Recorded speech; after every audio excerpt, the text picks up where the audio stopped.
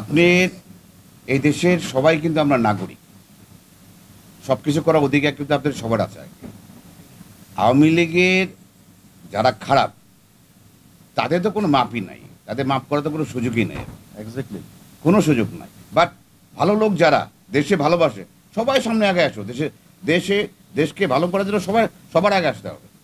Main জিনিসটা হলো কি, যারা রাজনীতির নামে ব্যবসা করতেছেন, যারা রাজনীতির নামে দালালি করতেছেন, তাগো ভবিষ্যতে কিন্তু খুব কঠিন হয়ে যাবে।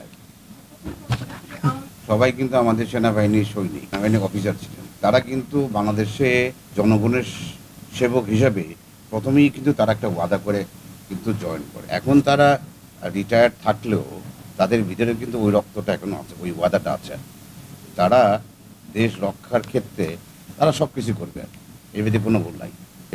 আমাদের বাংলাদেশে স্বাধীন হওয়ার পর থেকে লুট করে না কে, কোন দল করে না বলেন? এটাকে চেঞ্জ করতে হবে। এই জিনিসটা আমরা চেঞ্জ করতে চাই, দেখি না?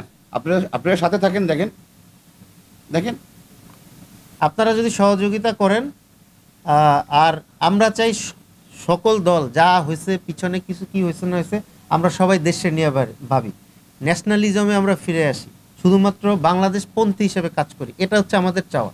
দ্যাটস ইট ভাই।